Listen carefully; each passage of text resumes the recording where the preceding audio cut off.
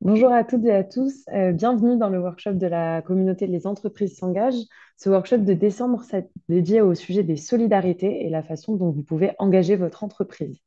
Je suis Clara Michelini, je suis la directrice des partenariats et de l'innovation au sein de l'équipe nationale Les entreprises s'engagent et donc je vais être accompagnée tout au long de cette heure de différents représentants du monde de l'entreprise, du monde économique, de l'État et des personnes qui pensent et qui vivent et qui agissent pour ces sujets.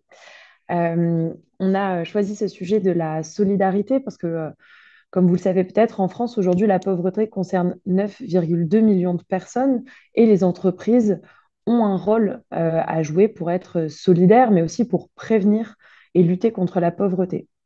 Évidemment, par l'emploi et toutes les actions que vous pouvez d'ores et déjà mettre en place au sein de la communauté, les entreprises s'engagent, mais vous le verrez aussi par différentes autres façons d'agir, du partage de la richesse à la question de l'inclusion économique. On va voir ça durant cette heure ensemble. Je vais tout de suite laisser la parole à Madame Cécile Tagliana, qui est déléguée interministérielle à la prévention et à la lutte contre la pauvreté. Merci beaucoup d'être avec nous ce matin. Vous allez pouvoir nous présenter un petit peu les enjeux et aussi la stratégie que l'État met en œuvre sur la question de la lutte contre la pauvreté et des solidarités. Je vous laisse la parole. Merci beaucoup. Bonjour à toutes et à tous. Merci de cette invitation. Pour commencer, permettez-moi une rapide mise en contexte. D'abord sur le rôle de la délégation interministérielle à la prévention et à la lutte contre la pauvreté, que vous avez le droit de ne pas connaître. Nous sommes au sein de l'État en charge d'organiser la concertation avec les acteurs de la lutte contre la pauvreté, de coordonner la préparation des politiques de lutte contre la pauvreté et de suivre leur mise en œuvre. En effet, vous savez que l'état de la pauvreté en France ne s'améliore pas. En 2021, il y a 9,1 millions de personnes qui vivaient avec un niveau de vie inférieur au seuil de pauvreté monétaire. Ça fait 14,5% de la population selon l'INSEE.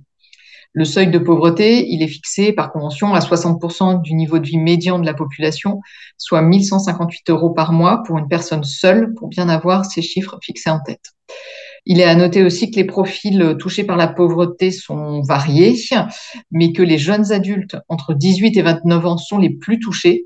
Et on note aussi que 18% des personnes pauvres sont pourtant insérées sur le marché du travail.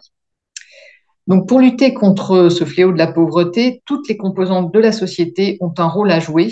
Et c'est ce que veut faire le pacte des solidarités en disant agir ensemble pour faire reculer la pauvreté. Ce pacte des solidarités, il a été annoncé par la Première ministre le 18 septembre dernier et il va se déployer jusqu'en 2027. Il vise à mobiliser l'ensemble de la société dans la prévention et la lutte contre la pauvreté. Donc, non seulement l'État, bien sûr, les collectivités locales, les caisses de sécurité sociale, les associations, mais également les entreprises qui ont vocation à être pleinement impliquées dans cette démarche. Vous le voyez bien, les entreprises, elles portent une responsabilité dans cette démarche. Elles sont fournisseuses d'emplois, évidemment, actrices de la formation, détentrices de nombreux moyens et compétences, et en contact finalement avec des populations modestes, et elles sont insérées dans le tissu social national et plus particulièrement dans leur environnement territorial. Le pacte des solidarités, sur lequel ces entreprises vont pouvoir s'impliquer, il comporte 25 mesures nationales qui s'inscrivent dans 4 axes prioritaires d'intervention. Le premier axe, c'est la prévention de la pauvreté et la lutte contre les inégalités dès l'enfance. Le deuxième axe, c'est l'amplification de la politique d'accès à l'emploi pour tous. Le troisième, c'est la lutte contre la grande exclusion grâce à l'accès aux droits. Et le quatrième, c'est la construction d'une transition écologique et solidaire.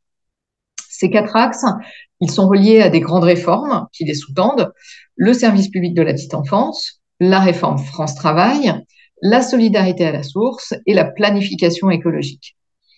Donc, dans ce cadre-là, la délégation interministérielle à la prévention et à la lutte contre la pauvreté, nous avons noué une collaboration étroite avec le GIP Les entreprises s'engagent, que je remercie encore une fois, qui vise à examiner les possibilités de renforcer et diversifier l'engagement des entreprises dans le cadre du déploiement du pacte des solidarités. Donc, quels sont les moyens d'action des entreprises pour agir pour les solidarités et lutter contre la pauvreté dans notre pays? Le GIP a organisé un cycle de réflexion sur l'engagement des entreprises dans les solidarités en réunissant cette fin d'année 2023, dernier trimestre, à 3 reprises 14 entreprises volontaires de la communauté, ainsi que certains acteurs de la solidarité et la délégation interministérielle, dans l'objectif de partager des constats, des bonnes pratiques, des interrogations et de formuler des propositions. À l'issue de ce cycle, il y a 11 propositions d'action qui ont été formulées autour de 2 axes. Le premier, c'est la thématique de l'appui des entreprises aux acteurs de la solidarité et des coopérations à renforcer. Et le deuxième, c'est l'axe de l'économie inclusive, donc la prévention et la lutte contre la situation de précarité des travailleurs aussi. Autour de ces 2 axes, les pistes de solutions envisagées, elles ont pour principaux objectifs de développer le mécénat d'entreprise, de susciter les partenariats autour de l'innovation sociale et de développer des offres de consommation inclusive, et enfin de lutter en interne contre des situations de précarité des salariés. Pour aller un peu plus dans le détail sur la thématique de l'appui des entreprises aux acteurs de la solidarité et des coopérations à renforcer, au-delà du mécénat de compétences et du mentorat dont vous allez parler, les entreprises ont exprimé la pertinence et le besoin d'une plateforme digitale d'État, de simplification du don et de l'engagement des entreprises, mettant en relation les ressources des entreprises et les besoins des acteurs de la solidarité, les associations en premier lieu. Cet outil permettrait de faciliter la rencontre, de la multiplier entre les entreprises et les acteurs de la solidarité à l'échelle nationale, mais surtout locale. Donc, la délégation interministérielle a sollicité la délégation au numérique et beta.gouv afin de mener une investigation pour vérifier quand même la pertinence d'un tel outil numérique, identifier ses facteurs de réussite et un format adapté qui répond à ces enjeux. On aura un premier point d'étape en début d'année 2024 pour statuer sur la poursuite de l'investigation, pour savoir si ça vaut la peine de continuer dans cette direction. Sur la thématique de l'économie inclusive, la proposition a été faite de créer un catalogue de référencement des offres inclusives labellisées par l'État. À l'image de l'initiative anglo-saxonne Fair by Design, les offres inclusives, elles permettent en effet de lutter contre la double peine de la précarité.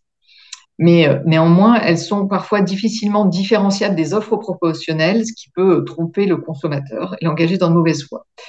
Ce catalogue, il pourrait être distribué au sein des associations de lutte contre la pauvreté, par exemple, pour orienter les publics concernés vers ces offres qui existent déjà et qui pourraient donc encourager d'autres entreprises à proposer d'autres offres réellement inclusives. Concernant la prévention des situations de précarité, en lien avec le pacte des solidarités et l'enjeu de mise en adéquation des besoins des entreprises et des personnes éloignées du marché du travail, il reste des axes à poursuivre.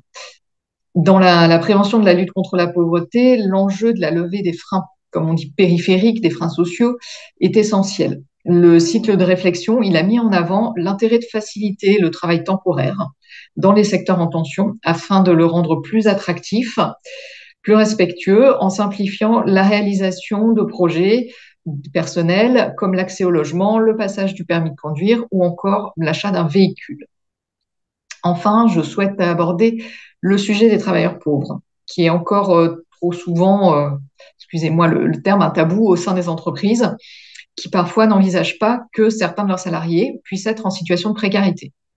Je vous rassure, c'est aussi le cas dans le secteur public. Sur cet enjeu, le cycle de réflexion a abouti à la proposition de la diffusion d'un questionnaire anonyme au sein des entreprises visant à déceler les situations de précarité des salariés. Par la suite, il se verrait proposer des solutions d'aide adaptées à leur situation proposées par les entreprises et les acteurs publics. C'est une option à creuser.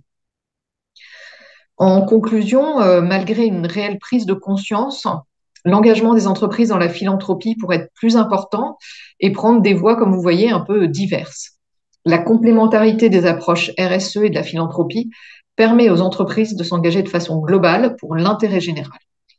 Face aux enjeux de soutien aux associations et d'amélioration des politiques d'insertion professionnelle, les grandes entreprises qui ont des moyens financiers peuvent avoir un rôle d'exemplarité pour les PME et TPE qui peuvent avoir du mal à se mobiliser, n'ayant pas pour la plupart de personnes dédiées à la RSE.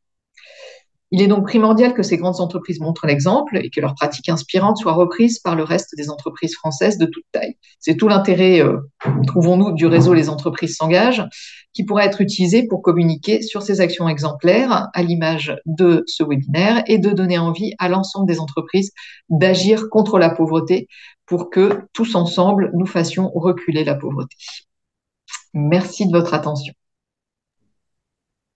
Merci beaucoup pour toutes ces pistes de réflexion. Effectivement, ça fait partie des sujets que, vous le verrez, on traitera en 2024 au sein de la communauté. Et donc, on a un petit avant-goût avec ce workshop aujourd'hui. On va passer directement à un premier exemple d'action, comment vous pouvez agir pour les solidarités via le mécénat. Le mécénat, c'est une pratique que j'imagine tout le monde connaît, ou en tout cas dont on a entendu parler. Mais encore peu d'entreprises le pratiquent. Selon le baromètre Les entreprises s'engagent qu'on a réalisé avec Opinionway à la rentrée, on a seulement 35% des entreprises qui déclarent faire du mécénat. Souvent, ça paraît un petit peu compliqué, on ne sait pas par quel bout prendre le sujet. Et donc, Lolita Diaz, qui est directrice du développement de la communauté Les entreprises s'engagent, va vous en dire un petit peu plus. Lolita, c'est à toi. Bonjour à toutes et à tous. En effet, je vais vous parler ce matin du mécénat d'entreprise. Qu'est-ce que c'est concrètement et comment vous pouvez le mettre en place au sein de votre entreprise. Donc, rapide élément de contexte. À l'origine du mécénat, on a la loi Ayagon de 2003 qui, à la base, se veut être un dispositif fiscal avantageux pour l'entreprise pour faciliter l'engagement des entreprises auprès des associations et leur contribution, notamment financière, aux structures associatives. Entre 2003 et aujourd'hui, le mécénat, il a considérablement évolué dans les pratiques des entreprises, dans le lien entre les entreprises et les associations, et on est progressivement passé d'un avantage fiscal à un véritable engagement sociétal pour l'entreprise. Donc très rapidement sur le volet avantage fiscal pour l'entreprise, concrètement, qu'est-ce que ça veut dire? Donc c'est l'article 238 bis du Code général des impôts qui ouvre droit à 60% de réduction fiscale dans la limite de 20 000 euros par an ou de 0,5% du chiffre d'affaires si c'est supérieur à 20 000 euros. Donc on voit bien avec ce chiffre que toutes les entreprises peuvent contribuer et faire un don par le biais du mécénat. Il n'y a vraiment pas de petits dons. Euh, du coup, vous avez plusieurs possibilités pour le faire, soit par le biais d'un véhicule juridique dédié. Donc, vous avez la possibilité en tant qu'entreprise de créer une fondation d'entreprise ou un fonds de dotation pour celles qui le souhaiteraient et qui souhaiteraient avoir un véhicule juridique dédié. Mais vous pouvez aussi très bien faire du mécénat en direct au sein de votre entreprise. Quand c'est par le biais d'un véhicule juridique dédié, vous pouvez soit créer une structure en propre et avoir une équipe dédiée, internalisée au sein de votre entreprise, soit déléguer cette gestion administrative, juridique et suivi des dossiers à des structures dont c'est le métier et donc qui abritent des fondations d'entreprise, comme le fait la Fondation de France ou encore sur la thématique de la jeunesse, la Fondation Apprentis d'Auteuil. C'est deux stratégies qui sont possibles et que vous pouvez mettre en œuvre au sein de votre entreprise. Il y a plusieurs manières de faire du mécénat. Il n'y a pas uniquement du mécénat financier. Et le mécénat que vous décidez d'engager au sein de votre entreprise peut s'accompagner d'une véritable stratégie d'engagement pour l'entreprise. Et donc, comment quelles sont les différentes possibilités de mécénat pour votre entreprise? Il y a évidemment, comme je le disais, le don financier que vous pouvez faire en direct, en faisant un don en direct à l'association de votre choix. Vous avez par ce biais-là le moyen d'impliquer aussi vos collaborateurs en les faisant voter, par exemple, sur l'association qu'ils souhaitent soutenir. Vous pouvez aussi, pour les entreprises qui vendent des produits, mettre en place du produit partage. L'exemple le plus connu de produit partage, c'est le sac à sapin, qui coûte 5 euros. Sur les 5 euros, il y a 2 euros qui sont reversés à Handicap International. Donc, c'est vraiment cette logique de reverser une partie du prix de vente d'un ou plusieurs de vos produits à une association. Pour que ce soit considéré comme du mécénat, il faut que ce soit bien encadré, donc que ce soit limité dans le temps, qu'il y ait une somme minimum sur laquelle vous vous engagez à verser à l'association indépendamment du volume des ventes que vous allez réaliser. et un ou deux autres détails qui permettent d'encadrer ça et de faire du produit partage du mécénat et pas du sponsoring. Vous avez la possibilité de faire du don financier en mobilisant vos collaborateurs, en mettant en place quelque chose de très simple qui est l'arrondi sur salaire, avec ou sans abondement de la part de l'entreprise. Et ça, il y a des structures comme Microdon qui accompagnent les entreprises qui souhaitent le faire. Là, évidemment, il n'y a pas de reçu fiscal pour l'entreprise puisque c'est le collaborateur qui fait don de quelques centimes chaque mois sur sa fiche de paye. Et enfin, vous pouvez aussi mobiliser vos clients pour les entreprises qui sont en B2C en mettant en place de l'arrondi en caisse. Donc, je pense qu'on a tous vu ça dans tous les supermarchés dans lesquels nous allons, la possibilité d'arrondir à l'euro supérieur au profit d'une association. Et là, de la même manière, c'est pas de reçu fiscal pour l'entreprise puisque c'est le client qui abonde et qui fait son don. Comme je vous le disais, il n'y a pas que du mécénat financier possible pour les entreprises, il y a aussi du don en nature et en compétences. Sur le don en nature, bah, c'est le fait de faire du don de produits, soit qui correspondent à votre activité, soit que vous allez collecter. Donc sur la collecte de produits, vous pouvez vous-même organiser vos propres collectes en interne ou vous greffer à des collectes existantes, type les banques alimentaires. Vous avez la possibilité aussi de donner du temps de vos collaborateurs avec ce qu'on appelle de la prestation de service à titre gratuit. Vous pouvez donner un jour par an à vos collaborateurs, par exemple, ou plus. Là, par exemple, si une association a un besoin de prestations en comptabilité, bah, vous pouvez peut-être détacher du temps de votre service comptabilité au profit de cette association, de la prestation de conseil, des brainstorming aussi stratégiques hein, sur l'association, ou encore mettre à disposition vos locaux pour que les associations puissent y organiser des événements et des temps d'échange. Et de la même manière, vous pouvez mobiliser vos collaborateurs à travers le mécénat de compétences en mettant à disposition vos salariés pour une durée qui peut aller de 6 mois à 2 ans. Donc ça, c'est un dispositif qui aujourd'hui est plutôt mis en œuvre au sein des grandes entreprises.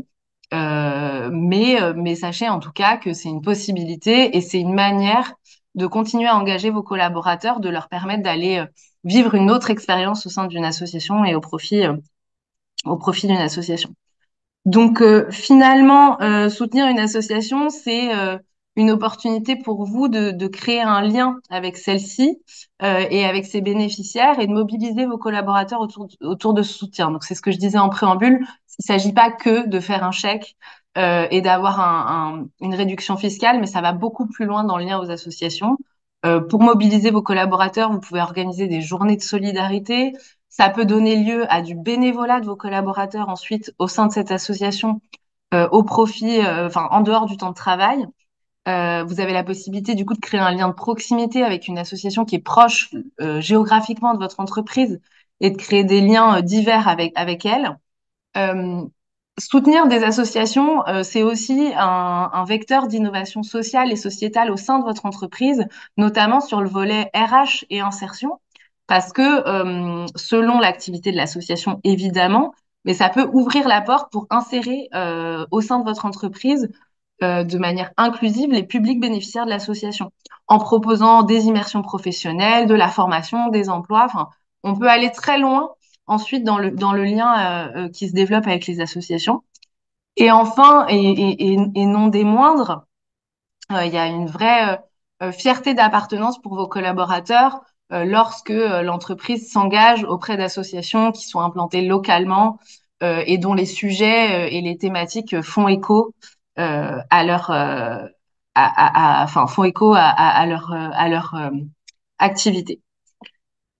Et dernière chose, avant de vous laisser sur la suite de ce workshop, les entreprises s'engagent, c'est une structure d'intérêt général que vous pouvez également soutenir par du mécénat d'entreprise. Donc, n'hésitez pas si vous souhaitez en savoir plus à me contacter pour qu'on puisse poursuivre les échanges. Et je suis ouverte aux questions s'il y en a. Merci beaucoup, Lolita, pour cette présentation très complète qu'on va tout de suite mettre un petit peu en image et en action avec Élodie Bossan, qui est associée fondatrice chez Tenzing Conseil Et chez Tenzing Conseil, justement, le partage de la valeur avec le reste de la société a tout de suite été au cœur de la stratégie d'entreprise. Et donc, Elodie, je vais vous laisser nous présenter ça.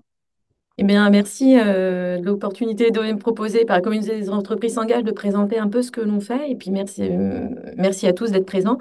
Donc, Tenzing, en fait, on est une petite entreprise puisqu'on est aujourd'hui 50 collaborateurs et on s'est créé en 2016. Donc, ce qu'on peut voir, c'est que finalement, le sujet du mécénat, du mécénat, que ce soit compétences ou financier, est possible, en fait, même pour des structures de plus petite taille. Le tout, c'est peut-être de l'anticiper et de le préparer. Donc nous, on s'est créé, comme je vous disais, en 2016, autour d'une problématique qui était de contribuer à la réduction des inégalités dans notre secteur. L'idée étant de ne pas se disperser sur des champs où on n'aurait pas été opérant ou des domaines qu'on ne maîtrisait pas. Et donc, le secteur du conseil, il y a une inégalité majeure qui était l'inégalité d'accès et un biais que l'on trouvait qui était autour du partage de la valeur lié au modèle actionnarial. Donc Tenzing, on s'est créé en ayant un actionnaire principal qui est l'association, qui est une association et donc qui est le véhicule de redistribution dans le cadre de notre mécénat enfin, voilà, financier. L'activité de conseil, c'est une activité qui peut être vite lucrative. Donc nous, aujourd'hui, on redistribue 25% de nos dividendes à des associations qui travaillent et qui œuvrent à la réduction des inégalités à l'école, qui sont les inégalités majeures qui rendent notre métier inaccessible, d'une part, au-delà de la dimension culturelle qui est liée à une culture du diplôme de grande école qui est extrêmement marquée. Donc, nous, aujourd'hui, ce que l'on fait, c'est qu'on a un prix qui s'appelle Prix Tending de l'égalité des chances, qui était facile à appréhender des associations et qui nous permettait de connaître voilà, des acteurs de l'égalité des chances à qui on pourrait redistribuer nos dividendes. Donc, on a créé un appel à projet et en gros, toute association de France qui intervient sur le territoire national, France métropolitaine d'hommes et femmes, peuvent candidater à notre prix. Donc, tout ce qu'on va demander, c'est en gros, on a voulu vraiment simplifier la vie des assos au maximum. Donc, on demande un bilan, une présentation de l'asso et le projet qu'elles aimeraient voir financé, sachant que on ne flèche pas les financements. C'est-à-dire que aujourd'hui, on invite les associations à partager un projet, mais si derrière l'emploi qu'elles veulent faire des fonds, c'est pour financer de la masse salariale, financer des investissements en locaux, on va pas aller regarder ça, puisqu'on se dit que finalement, elles connaissent bien mieux leurs besoins qu'un don n'a pas toujours à être héroïsé. Et donc, le principal, c'est de contribuer au développement et au soutien de l'activité de l'association, même si elle, par contre, pour des raisons de lisibilité, va nous partager un projet. Et pour rebondir sur les propos de Lolita, c'est ce qui engage plus facilement les collaborateurs. En tout cas, ça rend lisible l'action d'une association lorsqu'elle présente un projet.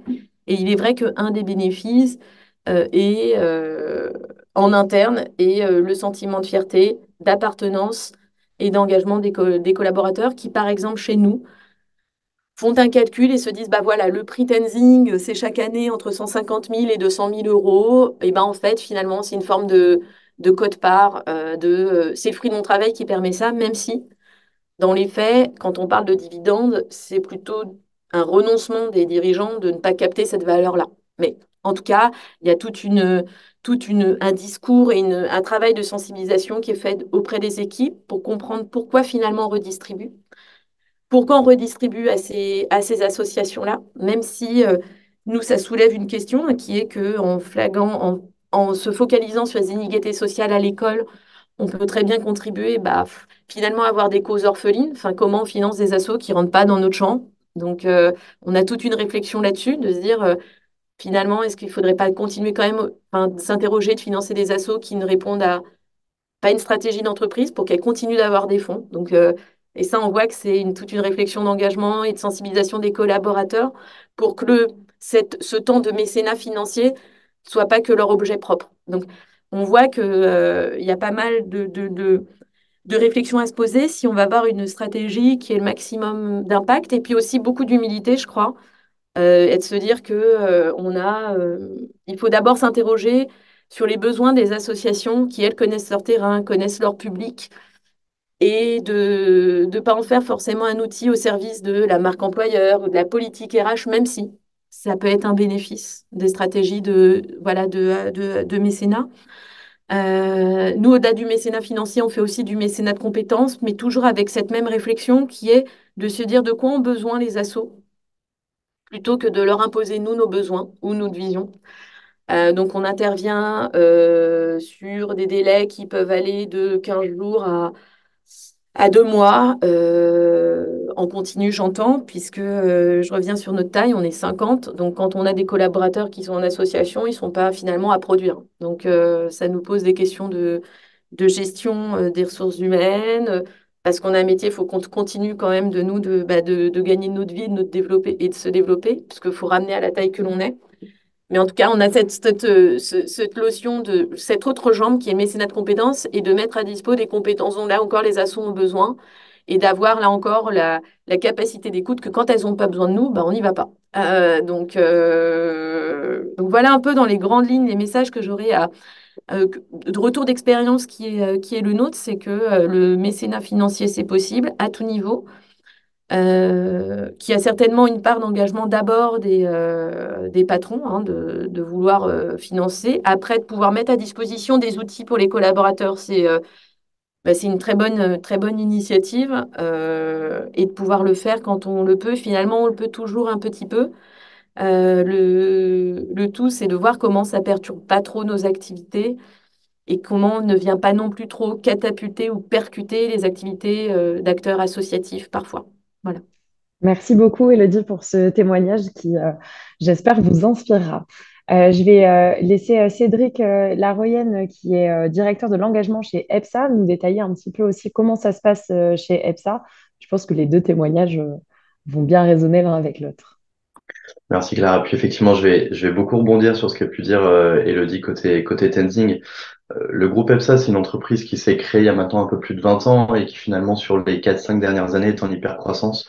Puisqu'il y a 5 ans, on était 300, 350 et aujourd'hui, on est 3000. Donc, on est arrivé sur un effet de volume d'effectifs qui est absolument considérable. De la TPE, PME, on est devenu une ETI avec un développement qui s'est fait sur de la digitalisation, sur l'international. C'est une entreprise de conseil en achat, en financement d'innovation, en transition énergétique, écologique et en d'autres sujets. Et finalement, quand on a été en hypercroissance, quand on a démarré ce cycle d'hypercroissance, il y avait deux conditions à cela. C'était déjà de garder un actionnariat interne, et ça, c'était créer un lien entre toutes les entreprises qui nous rejoignaient, mais c'était aussi de créer finalement ce socle citoyen, indépendamment des métiers et de la diversité des expertises qu'on avait. Et il fallait trouver ce fil conducteur, ce fil rouge, ce sentiment d'appartenance, encore une fois, en dehors de la multiplicité des expertises qu'on avait. Et assez rapidement, on s'est posé la question de ce qui, au-delà du salarié, finalement, pouvait toucher le citoyen. On sait que le salarié, il est là, et encore plus dans les entreprises de conseil. On sait qu'ils sont pas là pendant 20 ans, 25 ans, mais qu'ils sont là quelques années. Et donc, finalement, quelle est l'expérience qu'on peut leur donner au-delà du salarié, mais surtout en tant que citoyen? Et les sujets de RSE, de fondation, de mécénat, d'intérêt général, de développement durable, bref, peu importe le nom, finalement, ça va dans le même sens, qui est de rapatrier des parties prenantes autour de nous pour les amener sur un monde qui est quand même plus durable et plus viable. On a décidé de créer un fonds de dotation. C'est effectivement, on en parlait tout à l'heure des différentes modalités, c'est Lolita qui en parlait. On a créé un fonds de dotation qui est aujourd'hui la modalité la plus facile, mais qui devait drainer, c'était notre véhicule juridique pour venir animer et drainer finalement notre politique de mécénat. On a décidé de travailler sur un sujet. Comme on est une entreprise de conseil, notre capital humain, c'est notre force, c'est notre richesse. Donc le sujet de l'insertion professionnelle, il était clé chez nous, il était évident, on savait que ça allait embarquer une grande multitude de nos effectifs en France ou à l'international. Et en tant qu'entreprise de B2B, on n'a pas cette faculté, entre guillemets, à être connu du grand public. Et d'ailleurs, on le cherche pas, mais on avait besoin de comprendre aussi là où nos clients, là où nos concurrents allaient chercher eux-mêmes de l'impact. Et nous-mêmes, à notre taille, où on était capable d'apporter, non pas un petit ticket financier supplémentaire, mais d'avoir un réel impact. Donc, on a décidé de travailler avec aujourd'hui une association qui s'appelle Article 1, qui est née d'une fusion il y a quelques années, qui touche plus d'une centaine de milliers de jeunes, que ce soit sur du digital ou du présentiel. C'est une des associations phares sur le territoire national avec un maillage territorial qui est ultra important en faveur de l'égalité des chances. Et on s'est dit, de notre taille, on va pas avoir 25 partenaires associatifs. On va vraiment venir travailler et raconter le récit de ce partenariat. Donc on a décidé finalement de se prendre la main, chacun, article 1 et EPSA, pour dire comment ça peut être gagnant-gagnant. Il y a effectivement du mécénat financier parce qu'il faut le rappeler, les associations en ont besoin aujourd'hui plus que tout. Donc ça, c'est une nécessité. Et quand on est dans une entreprise en hypercroissance, on peut avoir cette capacité-là d'avoir de la trésorerie, d'avoir du cash. Donc on peut être redevable, en tout cas sur les acteurs qui sont terrain, donc de mécénat financier. Et on a décidé de corréler ça avec finalement un panel d'engagement de ce que pouvait proposer EPSA partout sur son territoire. Donc on a décidé d'aller sur du mécénat de compétences. On a des experts chez nous notamment qui travaillent sur le crédit impôt recherche. Il se trouve qu'il y a des associations aujourd'hui qui sont éligibles à des dispositifs de crédit impôt recherche, de recherche sur des sujets d'égalité des chances. Donc on est venu travailler avec eux, avec leur centre d'études et de recherche pour venir optimiser les coûts qui sont sur ces questions finalement de recherche et d'impact en faveur de l'intérêt général et de l'égalité des chances. On est venu aussi faire du bénévolat de compétences. On a proposé à nos collaborateurs, puisqu'ils avaient choisi avec nous l'axe d'insertion professionnelle, on avait demandé à nos collaborateurs de venir s'engager. Alors on leur a pas donné un jour, 2 jours ou 3 jours. On a commencé, puisque c'était un début chez nous d'émergence, en tout cas de politique de mécénat. On est venu leur proposer quelques associations, dont Article 1, pour ensuite réussir à aller sur le terrain et à comprendre aussi ce qu'est la diversité, ce qu'est l'égalité des chances. C'est un sujet qu'a abordé Elodie, mais je crois que c'est important, c'est que c'est un effet vertueux pour nous aussi en entreprise, certes sur la marque employeur, mais moi notamment, je l'ai mesuré auprès de nos managers, qui finalement sont les recruteurs de demain et sont le recruteur aujourd'hui, et la jeune génération qui est accompagnée par Article 1, c'est potentiellement aussi nos futurs consultants, nos futurs salariés, et s'ouvrir à la diversité en allant sur le terrain, en étant accompagné par des associations comme Article 1, c'était assez vertueux. Et puis on est allé un cran plus loin avec, après le mécénat financier, mécénat de compétences, bénévolat de compétences. On est allé plus loin puisque finalement, on s'est dit qu'aujourd'hui, il y avait une partie des équipes d'Article 1, notamment celles qui sont à Amiens, qui étaient dans les locaux, dans des locaux trop étroits. Et donc, on avait cette chance-là aujourd'hui d'avoir des locaux surdimensionnés pour nous du côté d'Amiens. Et donc, c'était tout naturellement qu'on leur a dit, bah, traversez la rue et venez chez nous. Et on sera ravis. Et on voit que finalement, aujourd'hui, j'ai des équipes EPSA qui travaillent avec des équipes Article 1 qui sont dans les mêmes bureaux, ne travaillent pas sur les mêmes sujets, mais ça crée forcément une dynamique commune. Donc, on a plutôt essayé de se dire, on limite le nombre de partenaires et on essaye d'aller jusqu'au bout de la relation en allant sur du mécénat, du bénévolat, voire du prêt de locaux ou autre. Merci beaucoup, Cédric, pour ce témoignage. Donc, j'imagine qu'avec ces deux témoignages, vous avez plein d'exemples pour vous engager. On va en rajouter un qui est plutôt une façon de s'engager sur son territoire, comment on fait de la solidarité territoriale. Et donc, je vais laisser la parole à Valérie Daher, qui est la directrice générale de la Break Poverty Foundation et qui va vous parler de ce que fait la fondation. Bonjour à toutes et à tous. Merci infiniment pour cette invitation. Je suis ravie de vous retrouver et de vous présenter un dispositif que l'on mène en partenariat avec le GIP Les entreprises s'engagent depuis plus de 2 ans, qui est un dispositif de mobilisation des entreprises sur la question de la pauvreté des enfants et des jeunes et qui, je pense, va beaucoup résonner avec les propos en fait, de mes 2 interlocuteurs précédents et on est toujours ravis d'entendre des entreprises qui sont engagées sur sur ces sujets. Alors, peut-être en introduction, un petit mot sur Break Poverty. Donc, Break Poverty est une organisation qui lutte contre la pauvreté des enfants et des jeunes. Nous sommes convaincus qu'aujourd'hui, en France, lutter contre la pauvreté, c'est d'abord la prévenir. Tout à l'heure, Cécile Tagliana vous disait 9 millions de personnes vivent en situation de pauvreté en France. Si on zoome sur les jeunes, ce sont 3 millions d'enfants et de jeunes qui vivent aujourd'hui en dessous du seuil de pauvreté. Et malheureusement, la plupart de ces jeunes, en fait, sont condamnés à la pauvreté à vie, puisque la France est un pays un peu champion de l'OCDE en matière de déterminisme social. Il faut en moyenne dans notre pays 6 générations pour qu'un descendant de famille pauvre puisse atteindre le revenu médian. Ce qui veut dire qu'aujourd'hui, un enfant qui grandit dans un environnement défavorisé en France sera sans doute un adulte pauvre, mais ses enfants aussi, ses petits-enfants aussi, ses arrière-petits-enfants aussi. Et c'est cela le combat de Break Poverty. Notre engagement est vraiment de trouver des solutions à fort impact qui vont permettre à ces jeunes de sortir de la précarité Et pour cela, nous sommes absolument convaincus que que les entreprises ont un rôle absolument déterminant à jouer. Et je crois que les deux témoignages précédents l'ont prouvé. Et notre partenariat avec le GIP, les entreprises s'engagent, va vraiment dans ce sens-là, puisque depuis 2 ans, nous développons ensemble un dispositif qui s'appelle la dotation d'action territoriale. Un dispositif, en fait, qui vise à stimuler le mécénat des entreprises aux côtés des associations qui luttent contre la pauvreté des enfants et des jeunes sur leur territoire. Alors, le constat qu'on a fait à l'origine de ce dispositif, c'est celui malheureusement d'un très faible engagement des entreprises en matière de mécénat et notamment de mécénat social.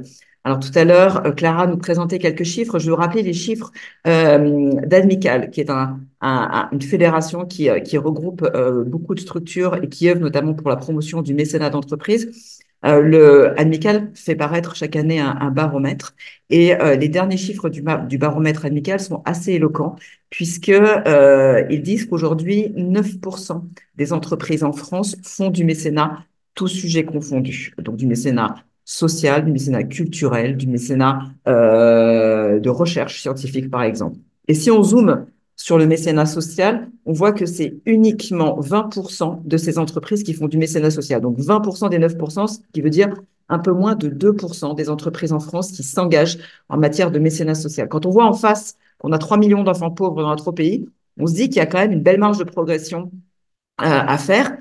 Et cela d'autant que lorsqu'on rencontre des chefs d'entreprise sur notre territoire, on voit qu'ils sont tous très préoccupés de la situation des jeunes de leur territoire. Ils ont tous envie de s'engager sur cette question-là, mais souvent ils sont assez désarmés. Ils savent pas comment faire, comment en fait repérer des associations qui ont un véritable impact et comment en fait les accompagner au mieux pour faire une différence sur la pauvreté en fait des jeunes de leur territoire. Et donc, pour cela, on a conçu ce dispositif de dotation d'action territoriale, qui est un dispositif très simple et finalement assez familier du monde de l'entreprise, puisque finalement, c'est à peu près la même méthodologie qu'on met en place lorsqu'on développe un nouveau marché, mais qui va en fait traiter la question de la précarité des jeunes d'un territoire. Ce dispositif, il se déroule en 4 étapes. On va commencer par un diagnostic des besoins pour comprendre en fait sur le territoire quels sont les besoins des jeunes défavorisés, combien sont-ils, où vivent-ils et quels sont les besoins les plus prégnants, et cela depuis la petite enfance jusqu'à l'insertion professionnelle.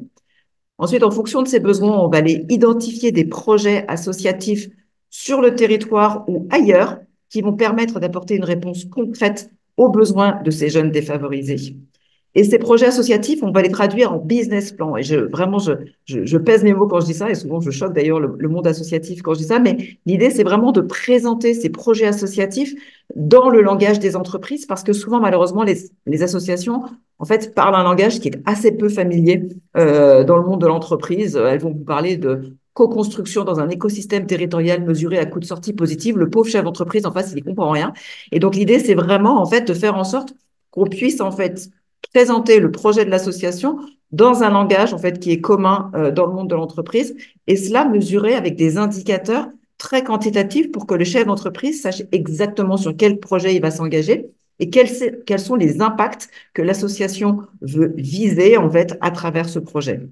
Et donc, ce projet, on va le présenter aux entreprises de ce territoire. Et donc, on va leur demander de s'engager concrètement sur ces projets associatifs pour venir en aide aux jeunes de leur territoire, dans leur ville, dans leurs écoles, dans leur quartier.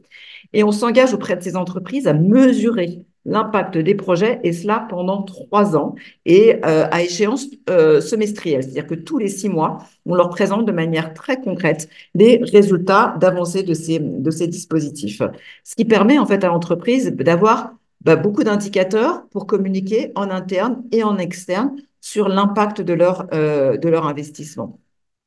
Et on voit que ça marche, puisqu'aujourd'hui, plus d'une quarantaine de territoires se sont engagés dans la dotation d'action territoriale. Vous voyez sur cette carte, ils sont aujourd'hui exactement 43. La ville du Havre est la dernière à s'être engagée il y a ça une petite semaine. Donc 43 territoires qui aujourd'hui, en fait, mettent en place ce dispositif pour encourager et surtout simplifier l'engagement de leurs entreprises locales aux côtés des jeunes défavorisés. Et je veux souligner l'engagement des clubs, les entreprises s'engagent dans ce dispositif parce que vous le verrez tout à l'heure, en fait, aujourd'hui, on a beaucoup de clubs qui s'engagent à nos côtés soit pour porter le dispositif sur leur territoire, soit pour engager leurs différents membres dans les projets associatifs qui ont été identifiés sur les territoires où on s'engage. De manière concrète, une dotation d'action territoriale, qu'est-ce que ça apporte? Je vous donne ici quelques chiffres qui ont été compilés par notre partenaire extérieur Coréis, qui mesure chaque année de manière très factuelle l'impact social et l'impact territorial d'une dotation d'action territoriale là où elle est mise en œuvre. Donc, il faut savoir que sur les territoires où on agit aujourd'hui, en moyenne, une dotation d'action territoriale, ça permet de soutenir 2500 jeunes défavorisés sur le territoire. Et c'est vraiment une moyenne parce que, voilà, si on parle de Béthune, on est environ à 1000 jeunes. Si on parle de la ville de Nantes, on est plutôt sur 10 000 jeunes. Donc, ça va vraiment dépendre du territoire où on s'engage. Mais en moyenne, on a 2500 jeunes qui vont bénéficier de l'engagement des entreprises grâce à ce dispositif de dotation d'action territoriale. Et quand on dit qu'ils en bénéficient, c'est de manière assez importante puisque 75% d'entre eux connaissent une évolution positive dans leur parcours. Ça veut dire que ce sont des jeunes qui vont réussir à l'école, ce sont des jeunes qui vont s'insérer professionnellement, qui vont décrocher une formation qualifiante. Donc voilà, ce sont des mesures très factuelles qui permettent de mesurer l'impact positif pour ces jeunes. Ces jeunes, aujourd'hui, sont soutenus par l'intermédiaire d'associations qui, vous l'avez compris, vont bénéficier de l'engagement sous forme de mécénat des entreprises. Et bien derrière chaque dotation d'action territoriale, il y a en moyenne 7 à 8 associations qui sont soutenues et qui reçoivent en moyenne 80 000 euros sur 3 ans, ce qui leur permet en fait souvent de recruter un ETP et donc de passer à l'échelle leur projet pour pouvoir accompagner plus de jeunes bénéficiaires. Et enfin, vous l'avez évidemment compris, c'est un dispositif qui permet de stimuler le mécénat local des entreprises, puisque derrière chacune des dotations d'action territoriale, on a une petite vingtaine d'entreprises qui sont engagées par territoire. Ces entreprises, en fait, permettent de lever environ 600 000 euros par an. Et ce qu'il faut savoir, c'est que vraiment, l'objectif qui était le nôtre, qui est en fait d'engager sur du mécénat des entreprises qui ont souvent peu les moyens d'y aller parce qu'elles ne sont pas armées pour pouvoir le faire, eh bien là, on voit que ça fonctionne puisque 40% des entreprises qui s'engagent dans le cadre de la dotation d'action territoriale font du mécénat social pour la première fois. Et vous le voyez en fait sur ce slide, 80% des entreprises, des montants collectés viennent de TPE, de PME et d'ETI, qui sont en fait les entreprises qui souvent sont assez peu armées en matière de mécénat. Merci beaucoup Valérie pour ce témoignage. On va devoir passer à la séquence suivante, mais je crois que voilà, on était sur le dernier point Voilà, juste un sur petit mot pour l'engagement vous de nos dire que clubs. beaucoup de clubs s'engagent déjà. Merci infiniment pour cette mobilisation des clubs et évidemment, on est preneur d'autres clubs qui souhaitent s'engager pour pouvoir, à nos côtés, en fait, continuer ce mouvement d'essaimage partout en France. Merci beaucoup, Clara. Oui, tout à fait. N'hésitez pas à nous contacter pour avoir enfin, voilà, les différents clubs qui sont engagés dans la dynamique de la dotation d'action territoriale et puis à nous contacter si vous avez envie que votre club se mette dans cette dynamique-là. On va passer à notre dernière séquence qui va aller sur un autre sujet, la façon dont l'entreprise, via son activité et via ce qu'elle sait faire, donc via vos métiers, via les produits, les services que vous pouvez mettre à disposition, soit des consommateurs, soit de différents acteurs, vous pouvez agir pour prévenir et lutter contre la pauvreté. Ça s'appelle l'inclusion économique et je vais laisser Jacques Berger, qui est le directeur de l'Action Tank Entreprise et Pauvreté, vous présenter rapidement ce qu'est l'inclusion économique. Oui, bonjour. Bonjour à toutes et à tous. Merci pour cette intervention. Donc, comme Clara l'a dit, nous travaillons sur une autre forme d'action qui est la manière dont des entreprises peuvent mobiliser leur chaîne de valeur pour produire de l'impact social. Donc, je vais décrire ce que nous entendons par un modèle économique inclusif, mais avant de rentrer dans cette description, quelques mots quand même sur la raison d'être de cette structure, Action Tank Entreprise et Pauvreté, qui est née il y a 12 ans et qui est née de la volonté à la fois d'un homme s'est intéressé toute sa vie à la question de la pauvreté, qui est Martin Hirsch, et d'un dirigeant de grande entreprise qui était Emmanuel Faber, qui dirigeait à l'époque Danone. Leur intuition, il y a 12 ans, quand ils créent cet incubateur, qui est l'Action Tank, c'est qu'il y a de nouvelles formes de pauvreté qui ne sont pas mesurées par les indicateurs qu'a mentionné Madame Tagliana en introduction, ce qui sont ces indicateurs de pauvreté monétaire. Il y a de plus en plus de ménages qui ressentent une précarité parce que leurs dépenses contraintes ont augmenté plus vite que leurs revenus. Donc, ce sont des ménages qui ne sont pas pauvres au sens économique du terme, mais qui ne peuvent quasiment plus partir en vacances ou s'offrir un restaurant de temps en temps parce qu'ils sont à découvert à partir du 15 ou du 20 du mois. Donc, cet incubateur a été lancé pour réfléchir à la manière dont les grandes entreprises qui sont pourvoyeuses de ces biens et services essentiels qui composent les dépenses contraintes, comment ces entreprises pouvaient soulager ces ménages dans des démarches qui ne soient ni du business as usual, ni de la philanthropie classique. Donc c'est ça, cette notion de modèle économique inclusif, c'est comment est-ce qu'on peut articuler des chaînes de valeur efficientes parce qu'elles ont été éprouvées sur des marchés compétitifs et un objectif de création de valeur qui ne soit pas uniquement dans le registre de la valeur, la création de valeur économique. Alors, je vais tester la manière dont ça passe. Voilà, donc je suis satisfait parce que j'arrive à actionner la présentation. Donc, un modèle économique, c'est, évidemment, je ne vous apprends rien, la manière dont des moyens sont mobilisés par une entreprise pour créer de la valeur économique. Donc ça, c'est ce que vous vivez chacun dans votre registre. Enfin, c'est ce que vivent toutes les entreprises. Comment être performant dans un modèle économique donné sur un marché donné. Alors, comment articuler ça avec une création de valeur sociale? Eh bien, par le biais d'une petite précision que je voudrais apporter, c'est que on définit l'inclusion sociale comme la capacité à prendre part à l'activité économique, au marché et à la consommation sans être empêché. Ça veut donc dire qu'un certain nombre de ménages font face à des barrières pour accéder à cette inclusion économique. La plus connue de ces barrières, c'est évidemment la barrière du prix. Donc, c'est le coût d'accès à un certain nombre de biens et services qui vont limiter l'inclusion économique des ménages qui disposent de ressources limitées. Mais ces barrières on les catégorise en disant qu'il y a des barrières dans l'accès à l'emploi, des barrières dans l'accès aux biens et services, des barrières dans l'accès au crédit, et que ces barrières pour l'accès aux biens et services, elles vont être de nature structurelle comme le prix, mais elles peuvent être aussi de nature informationnelle, c'est-à-dire dans quelle mesure est-ce que j'ai accès à toutes les offres du marché, ou des barrières de nature psychosociale. Donc sachez que la recherche académique sur laquelle nous nous appuyons a défini, avec pas mal de pixels, la manière dont on peut mesurer l'impact social d'un certain nombre de dispositifs.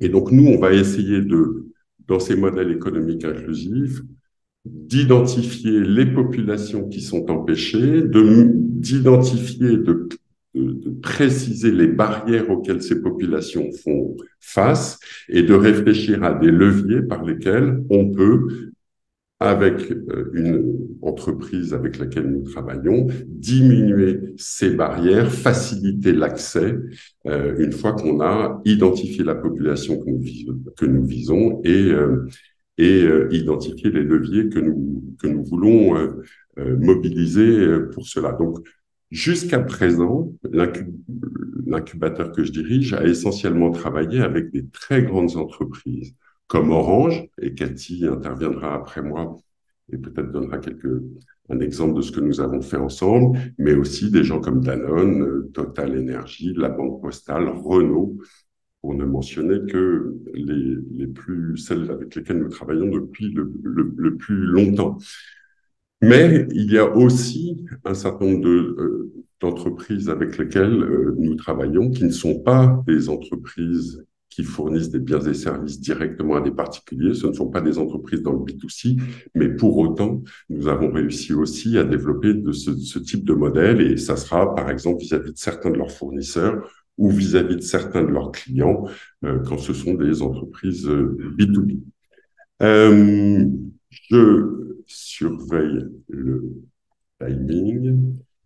Donc, un modèle économique inclusif, et je vais passer rapidement sur cette petite slide-là qui n'apporte pas grand-chose, mais me concentrer là-dessus. Donc, on va avoir une représentation de ces modèles économiques inclusifs en disant ça part d'une raison d'être qui est de diminuer donc des barrières qui peuvent être de nature différente que vit une certaine population pour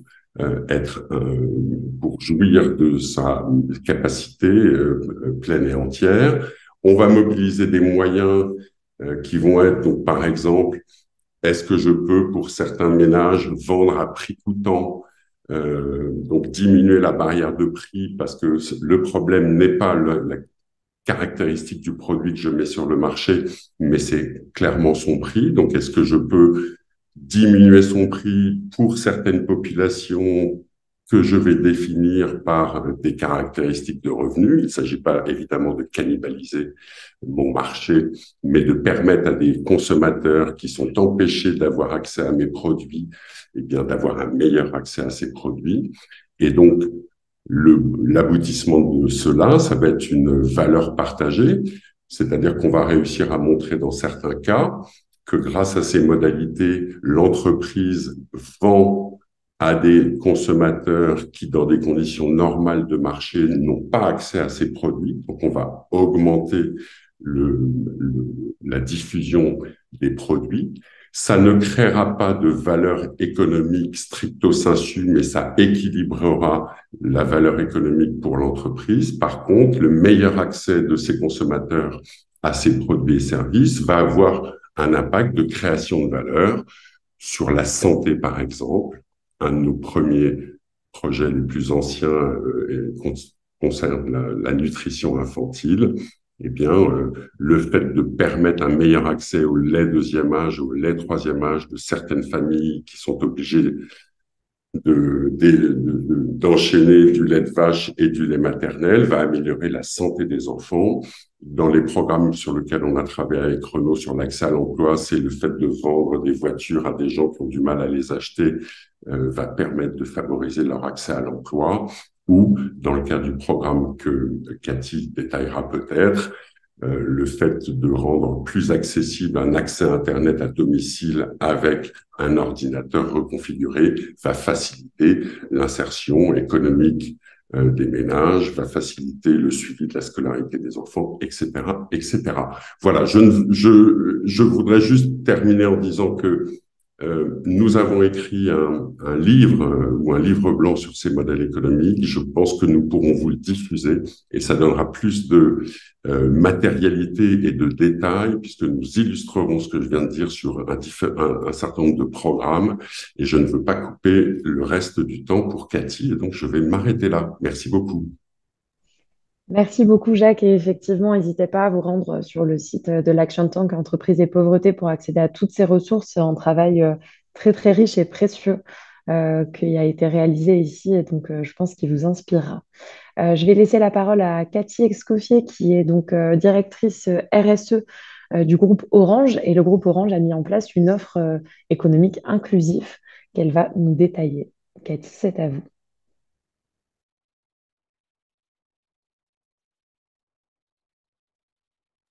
Alors, on ne vous entend pas par contre.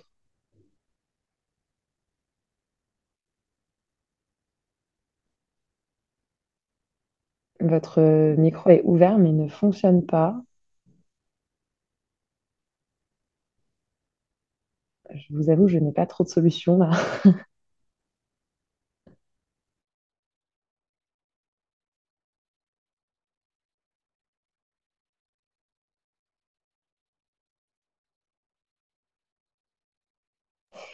Oui.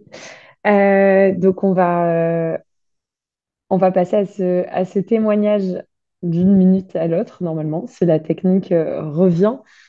Et donc, peut-être pour commencer un petit peu à présenter l'offre qui a été mise en place chez Orange, je pense que ce qui est intéressant de retenir dans les différents discours qui ont été tenus ce matin, c'est peut-être trois choses.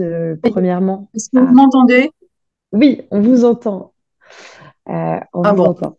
Alors, désolée, je suis Allez-y. navrée parce qu'en plus, c'est toujours les coordonnées les plus mal chaussées. Nous sommes dans les travaux, donc nous avons une connexion assez instable. Donc, pardon. Donc oui, bon, donc bonjour à toutes et tous. Donc effectivement, comme l'a présenté Jacques précédemment, on va passer, en fait, juste pour vous dire qu'effectivement, Orange, sur les enjeux de solidarité et d'éducation, nous faisons énormément de choses via notre fondation sur des publics en difficulté, notamment les femmes et les jeunes. On peut passer au slide 3. Donc, on a entamé une démarche et comment on a procédé? En fait, sujet de l'accès au numérique, vous le savez, est devenu essentiel aujourd'hui pour tout un chacun. Et en particulier, on a un sujet qui est qu'effectivement, pour un certain nombre de nos concitoyens, qui cumulent précarité financière et précarité numérique, c'est un vrai enjeu d'exclusion. Quelques chiffres que vous avez et que vous aurez en partage, hein, c'est qu'effectivement, on a des énormes différences en fait, à la fois d'accès Internet à la maison et surtout une inégalité assez significative d'équipement, ce qui fait qu'un certain nombre de nos concitoyens, évidemment, bah, se retrouvent avec la double peine, c'est-à-dire ne pas avoir accès à Internet et de ne pas pouvoir effectuer l'ensemble de ces démarches aujourd'hui. Comme vous le savez, voilà, accès à ses droits, euh, accès à l'emploi, accès à la scolarité, par exemple. Voilà. Donc, on a fait un travail il y a quelques années, maintenant depuis 2018, avec justement un certain nombre d'acteurs, dont évidemment l'Action Tank Entreprises et Pauvreté, mais aussi 160 associations parties prenantes. Et on peut passer au slide après, sur lesquelles effectivement nous avons regardé quels étaient les aspects critiques liés à l'insertion. Et effectivement, hormis la mobilité, l'accès au transport, le numérique en fait partie. Et on a effectivement échangé sur se dire effectivement, il y a pour certains services des offres sociales pour permettre à ces populations fragilisées, donc nous on ne parle pas de pauvreté, mais de personnes en situation de précarité. Et effectivement, on a fait ce travail pour se dire de qu'est-ce qu'on peut faire et qu'est-ce qu'on fait. Alors tout à l'heure, Madame la déléguée disait qu'en fait, c'est compliqué pour ces populations parce qu'en fait, il est difficile de s'y retrouver avec les promotions. Mais nous, on a fait ce travail pour se dire on a besoin d'avoir un accès. Et cet accès, c'est pas une promotion.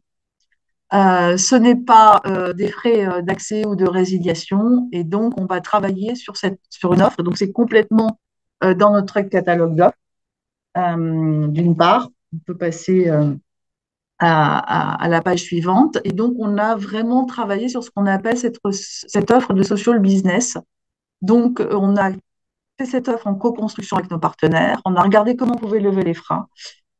On a travaillé à repenser l'expérience client parce que quand on est dans une entreprise comme Orange, les personnes en situation de précarité ou de pauvreté ne viennent pas instantanément pousser la porte de nos boutiques pour venir chercher une offre. Et donc, on a travaillé sur ce parcours client.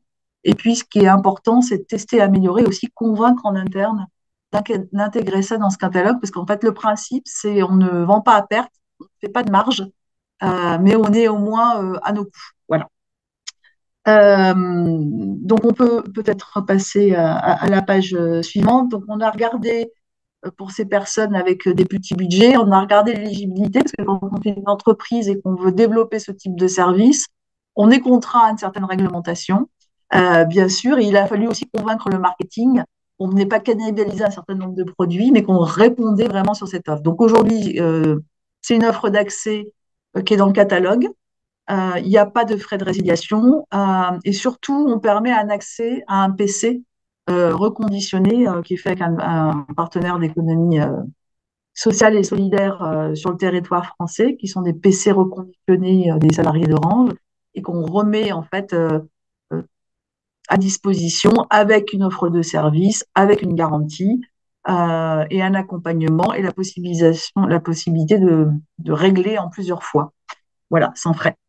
Et ça, on regarde cette mesure d'impact et on peut aller peut-être au slide d'après. C'est une offre qui effectivement nous permet, alors ça concerne combien? 5 millions de personnes. Voilà, si il y a encore un slide après, je pense.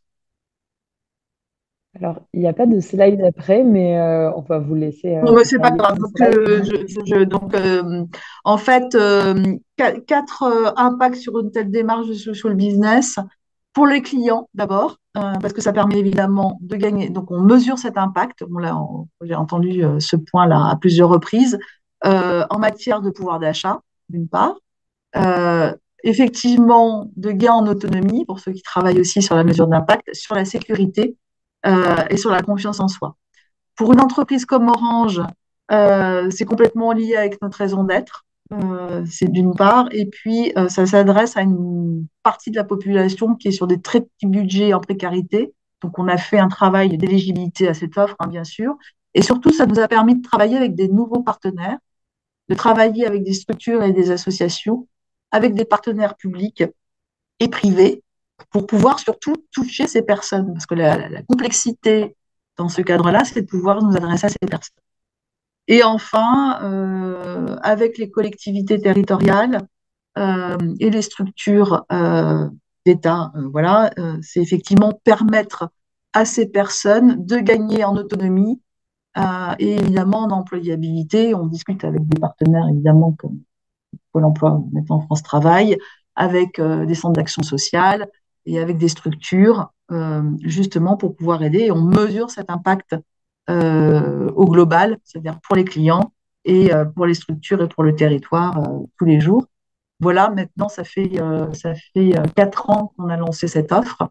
Et on a vu, malheureusement, j'allais dire, avec le contexte sur l'inflation, notre parc a été multiplié par 2 au cours de ces 12 derniers mois, du fait évidemment de l'augmentation, malheureusement, de la précarité en France. Voilà, j'en ai terminé. J'espère que j'aurai illustré ce qui a été dit précédemment. Et c'est effectivement, comme l'a dit Jacques Berger, une démarche tout à fait innovante dans les territoires, en tout cas dans les entreprises, d'aller sur ces offres-là. Et Madame la déléguée disait tout à l'heure, ça pourrait tout à fait rejoindre un catalogue de produits et services nationaux, parce qu'il n'y a il y a évidemment pas de promotion sur ce site d'offre. Merci de votre attention. Merci beaucoup pour ce témoignage, effectivement très éclairant. Pour conclure ce workshop, je pense qu'on peut tous collectivement retenir 3 choses. Le premier, c'est si vous avez envie de vous engager pour les solidarités.